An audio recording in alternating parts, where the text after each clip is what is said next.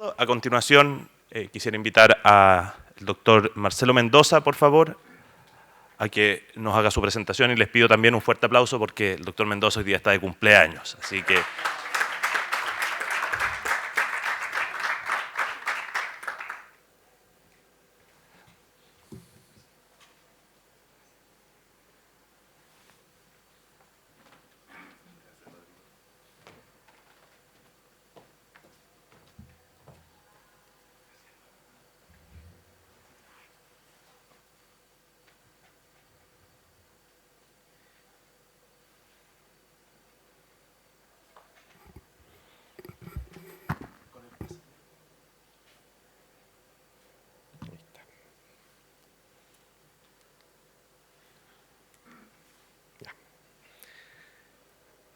Muy buenos días, todavía. Voy a presentar los avances de la línea 5 del Centro Nacional de Inteligencia Artificial en relación a la investigación que hemos hecho en el año 2022 y también las líneas de investigación que hemos estado abriendo este año. Así que hay hartas cosas que les voy a poder mostrar que están partiendo. En muchas de ellas no tenemos resultados, pero tenemos algunas ideas más o menos claras de qué es lo que queremos hacer de aquí en adelante dentro del marco de SENIA. Nuestra motivación principal es desarrollar inteligencia artificial, ya sea técnicas y conocer también fundamentos que permiten que la aplicación de la inteligencia artificial permita un uso seguro y transparente de estas tecnologías. Entonces, eso significa de que en lo que estamos básicamente centrados en esta línea es no solo en poder desarrollar estos métodos y estudiarlos como un objeto de estudio científico, sino también evaluar cuál es su impacto en la sociedad. Y esa es una pregunta sumamente amplia y desafiante que está concentrando muchos de los esfuerzos hoy en día en la comunidad de inteligencia artificial, entender realmente cuáles son los efectos que la inteligencia artificial tiene y sobre la sociedad, sobre las personas, y en qué medida el diseño de estos sistemas al incorporar este conocimiento puede transformar su uso en un uso que sea más seguro. La inteligencia artificial centrada en las personas presenta enormes beneficios a la sociedad, pero también amenazas y riesgos, porque mucho se ha estudiado acerca de si los algoritmos de recomendación, por ejemplo, en realidad lo que están haciendo es amplificar las disparidades o desigualdades que vienen en los datos. Entonces, como el aprendizaje inductivo en el cual se basa la mayoría de los sistemas de inteligencia artificial que conocemos está en base a datos históricos, y esos datos históricos reflejan las desigualdades y disparidades históricas también de nuestra sociedad. Básicamente la pregunta es si estos sistemas, al apoyar la toma de decisiones, no están haciendo más que reproducir esas desigualdades. Y es una pregunta no retórica, sino que es una pregunta profunda que tiene distintos aspectos y desafíos, en el sentido de que uno puede abordarla primero desde el análisis de estos métodos y de estas técnicas para saber si es que realmente amplifican las disparidades que vienen en los datos, si es que dañan o perjudican a ciertos grupos específicos en el apoyo de la toma de decisiones.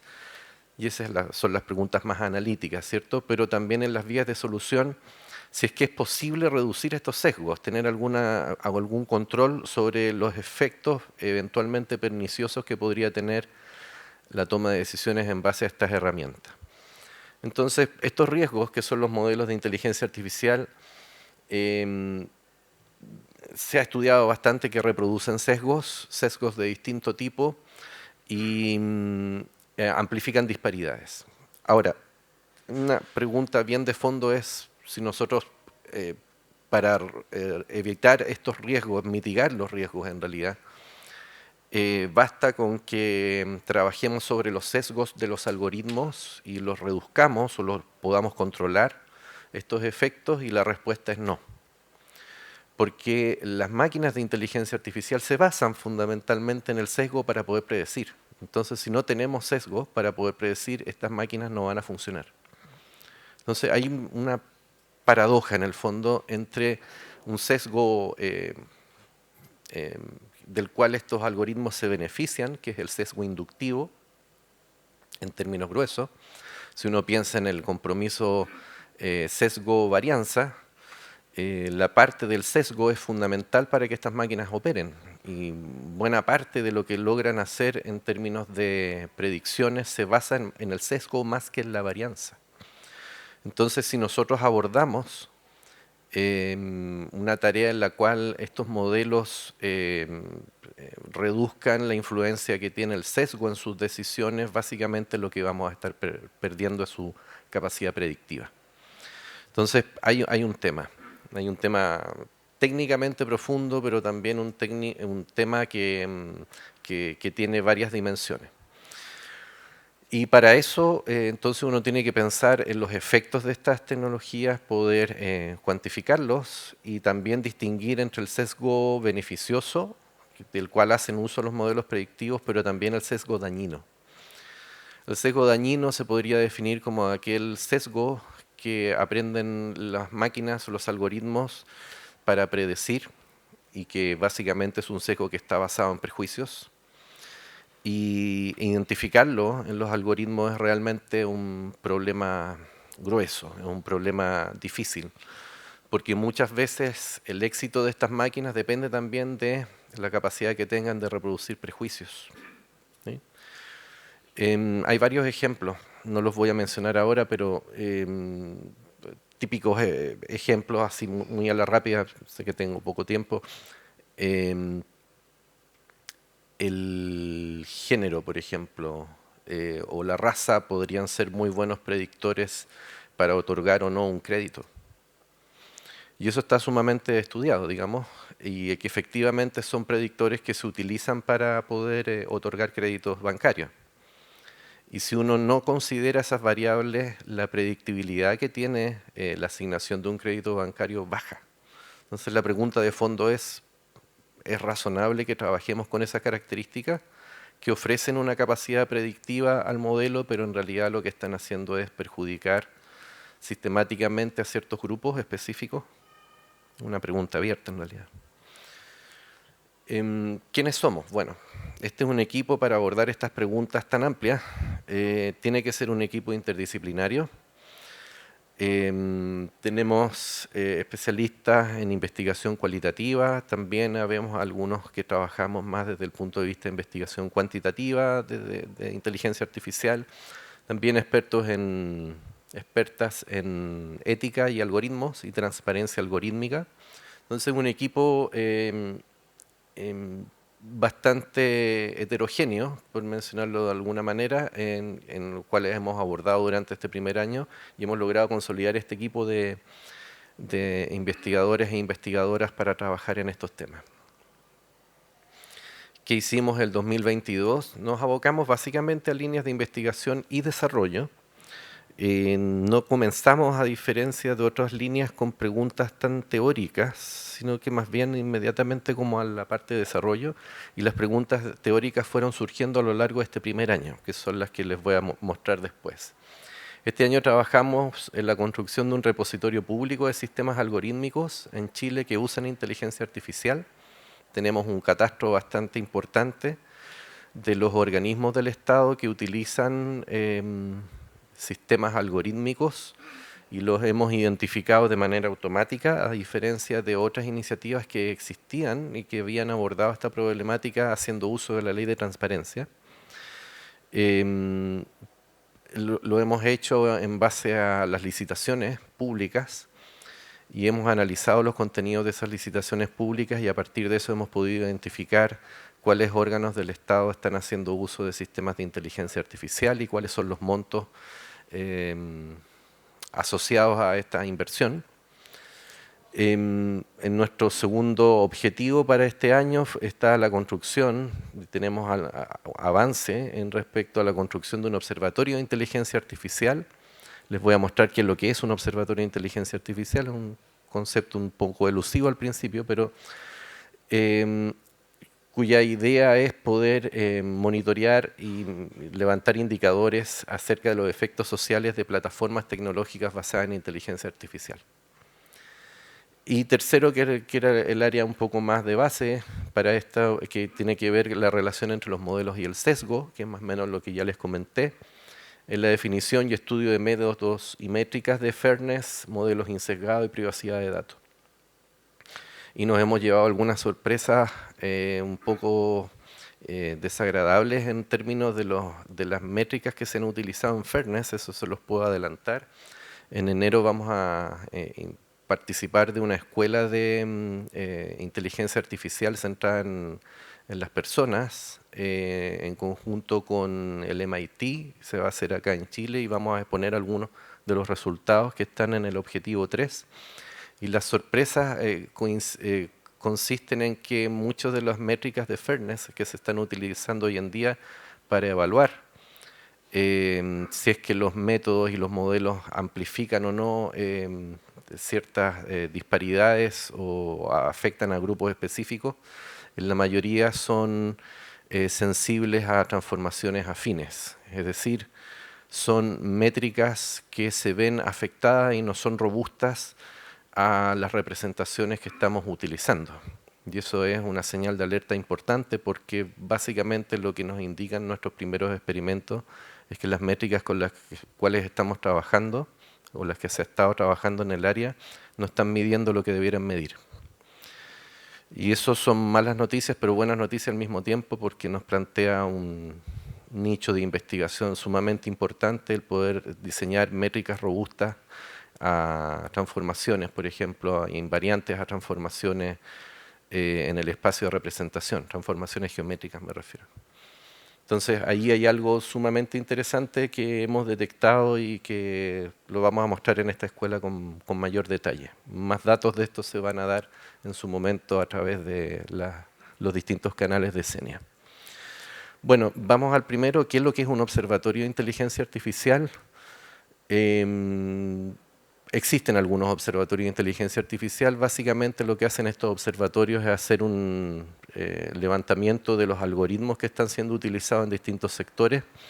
Se preguntan acerca de cuál es el estado actual de ese algoritmo, quién lo implementó, en cuál unidad está siendo usado, desde cuándo está siendo usado, en qué dominio está siendo aplicado, cuál es el objetivo y el impacto social, si es que es un algoritmo que ha sido auditado para saber si es que tiene sesgos indeseables que están siendo utilizados para sus pronósticos, cuál es el marco jurídico en torno al cual estos sistemas pueden ser utilizados para tomar decisiones sobre las personas, ¿sí? Por ejemplo, en asignación de beneficios por parte del Estado, cuáles son las fuentes de datos sobre las cuales estos algoritmos se entrenan. Este es un observatorio que se desarrolla en España, a nuestro juicio, que se llama OASI, a nuestro juicio el más avanzado, con el cual hemos hecho una revisión de observatorios y mantenido además. Es un observatorio que ustedes lo pueden googlear y lo van a encontrar y se van a dar cuenta de que está bastante bien en el sentido de la información que proporciona. Y hay otros, por ejemplo en Chile hay un algoritmos públicos, que es el del GovLab de la Universidad Adolfo Ibáñez, pero que fue construido a partir de la ley de transparencia, que tiene algo así como unos 50 ítems algorítmicos utilizados en el Estado, sin métodos automáticos que estén dando soporte a la actualización de estos recursos. Hay otros que están basados en técnicas de crowdsourcing o sitios que básicamente lo que hacen es relevar las políticas de inteligencia artificial, etcétera, de los distintos países. Es decir, existen observatorios, pero muy pocos de estos observatorios son automáticos, es decir, que vayan a las fuentes de datos y a partir de las fuentes de datos levanten información acerca de los sistemas que están siendo usados.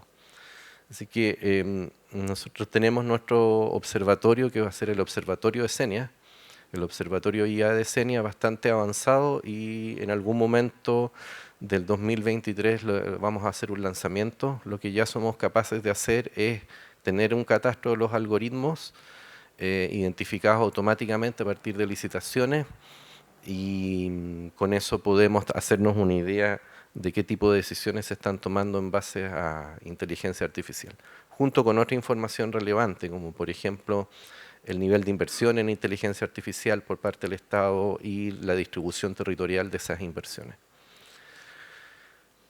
En cuanto a las ideas, en lo que hemos trabajado este año y que han surgido como líneas de investigación, primero está en poder construir un modelo de inteligencia artificial basado en la confianza, es decir, saber cuál es el efecto que tienen estos sistemas en las personas en función de cuánto confían en estas técnicas. Entonces, existen algunos esfuerzos que nosotros hemos identificado, y lo que vamos a hacer, lo que estamos desarrollando en realidad, es extender estos métodos de inteligencia artificial basados en confianza para poder tener una comprensión mejor de cómo o cuán vulnerables son las personas dependiendo de cuán conscientes son de que los sistemas con los cuales están interactuando tienen soporte en base a algoritmos. Una pregunta también interesante, es decir, si uno está consciente de que el sistema con el cual interactúas tiene un grado de automatización, ¿confías más o menos en el sistema? Esa es la pregunta que está en el modelo de Trust. En cuanto a ética, esto se relaciona con varios factores, por ejemplo, la interpretabilidad de los resultados, la explicabilidad de los modelos, la transparencia algorítmica, y eso nos lleva a nosotros a identificar en ciertos efectos que tienen relación con el sesgo y la justicia que puede impartir o a la cual le puede dar soporte un sistema que está basado en datos, básicamente. Hemos identificado con mucha relevancia la inferencia causal, es decir, los métodos que están basados en inferencia causal como los más relevantes, porque en la medida que el modelo se basa en reglas o en causa-efecto, en relaciones causa-efecto, efectivamente hay ciertos factores que uno puede monitorear para identificar si son esos factores los que dan apoyo a una determinada decisión. Y entonces la investigación en ese tipo de sistemas donde es más desafiante y más relevante a la vez. La mayoría de los sistemas con los cuales trabajamos no se basan en inferencia causal, sino que se basan en correlaciones. Entonces, que tú tengas correlaciones entre ciertas variables o indicadores no ayuda mucho a una explicación, más bien ayuda a entender por qué el modelo tomó o clasificó de una determinada manera un determinado ejemplo. Pero en el caso de inferencia causal, las preguntas cambian absolutamente en torno a la ética, porque la salida del modelo va a estar explicada a partir de estas relaciones, causa-efecto. Entonces, las preguntas en términos de ética y datos son mucho más complejas y son más interesantes también. En cuanto a la influencia de los algoritmos en la sociedad, aquí, bueno, este diagrama muestra, por ejemplo, influencia en procesos sociales, a través de recomendaciones en redes sociales de quién sigue a quién, por ejemplo. Y eso tiene efectos en términos de la información que yo puedo revisar o a la cual accedo en una red social, o también en patrones de consumo, en recomendaciones de cuáles noticias consumir, y en recomendaciones, por ejemplo, de qué es lo que debo comprar o qué es lo que me conviene o qué es lo que es recomendable ver. Todo esto está mediado por algoritmos. Entonces, mucho de lo que nosotros consumimos en términos de contenido está mediado por algoritmos. Son los algoritmos los que a nosotros nos van guiando en cuanto a nuestras decisiones, a lo que vamos viendo. Y hemos identificado varias disparidades en términos de lo que a partir de estos algoritmos uno puede identificar de que hay unos pocos contenidos que son muy visibles, la mayoría de los contenidos son muy poco visibles, ya sea en noticias, por ejemplo acá, ¿sí? O en términos de los productos que podemos revisar, o en términos de los usuarios que seguir, las recomendaciones también están sumamente concentradas, lo cual significa que las redes sociales con las cuales trabajamos son redes jerárquicas, básicamente, que están concentradas en torno a ciertos usuarios específicos. Eso ocurre mucho en Twitter. Y etcétera. O sea, hay muchos ejemplos en los cuales lo que producen estos algoritmos son efectos de concentración. Entonces, la pregunta es si estos algoritmos realmente están ayudando o si no están reforzando el fenómeno rich get richer, es decir, que aquellos que tienen más recursos y más visibilidad se ven favorecidos por estos algoritmos para atraer más seguidores.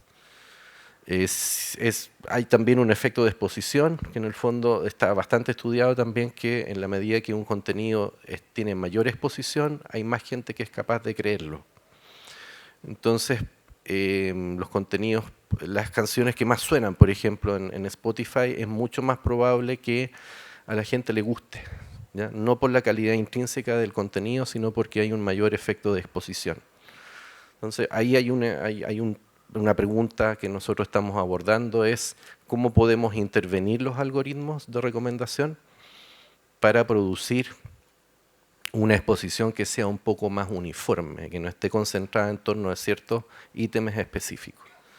Y ahí estamos haciendo hartas cosas, diseñándolas para el 2023, de manera de tal de poder intervenir estos algoritmos de recomendación. Y otra investigación en curso tiene que ver con datos en redes y planificación urbana, en específico, en este caso, en redes de transporte. Lo que generalmente ocurre en redes de transporte es que uno tiene datos en red, por ejemplo, de la movilidad de las personas en un sistema de transporte, y hay alguien que planifica, y hay un equipo de data scientists, por otro lado, que analiza. Pero hay poca comunicación entre los planificadores de estas actividades y generalmente lo que hacen los data scientists, que más bien es una especie de consultoría, ¿no?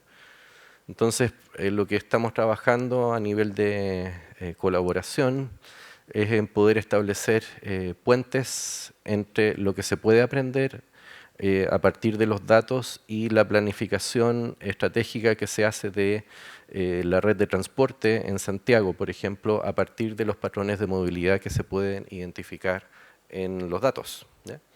Así que hay harto ahí que va a pasar en el año 2023 en términos de esta colaboración que estamos iniciando con el Ministerio de Transporte. Bueno, en síntesis, les quiero, para cerrar mi presentación, transmitir una especie de visión que tiene el grupo, que es la visión de la inteligencia artificial, basada en las personas o centrada en las personas, que relaciona los datos, las métricas con las cuales medimos, el diseño en base de considerar estas características de aprendizaje no discriminatorio, tener algoritmos orientados a métricas de fairness y medir los efectos de estos sistemas en la sociedad, monitoreando, y después analizar estos efectos y ver si es que somos capaces de poder modificar algo en este loop de desarrollo para poder generar una inteligencia artificial que tenga efectos más beneficiosos a la sociedad y no solamente reproduzca las disparidades de los datos. Muchas gracias.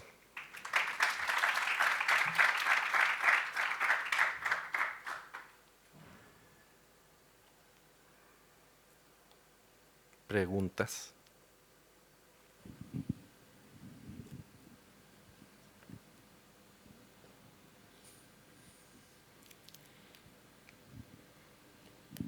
¿No hay alguna pregunta?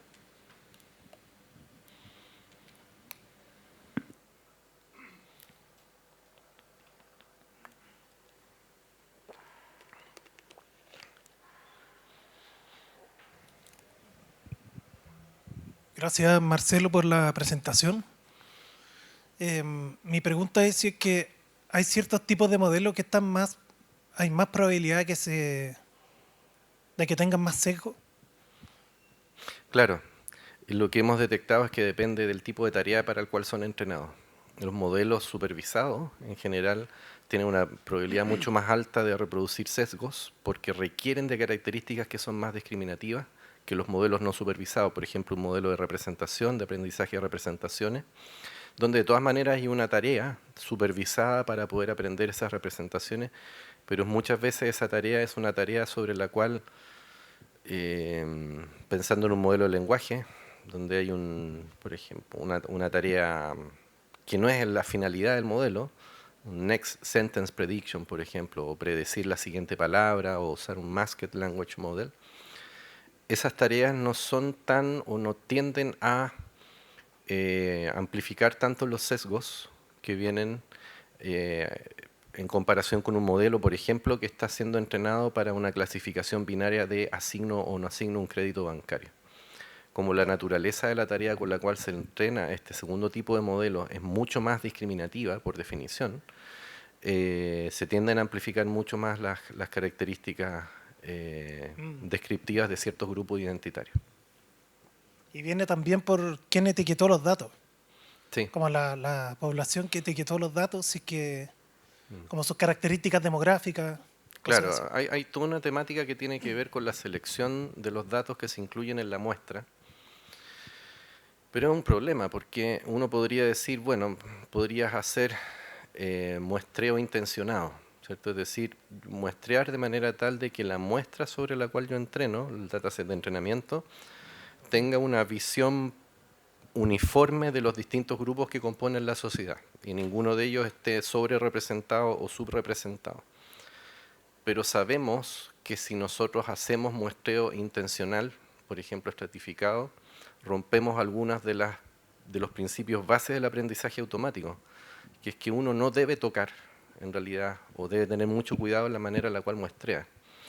Porque si yo intervengo en la construcción de la muestra, voy a sesgar al algoritmo por los datos que está viendo.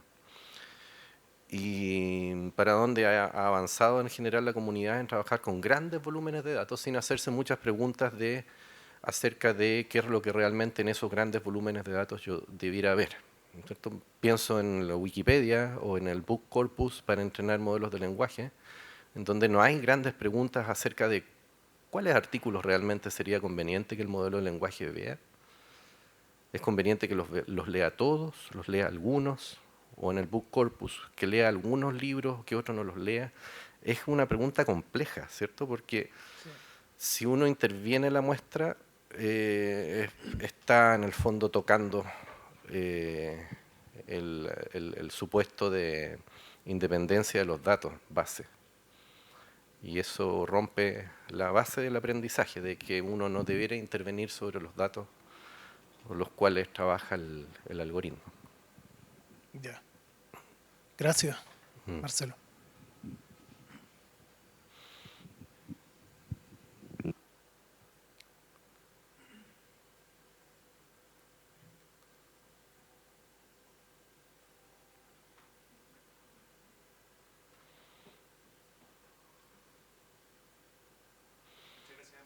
Ya, ok.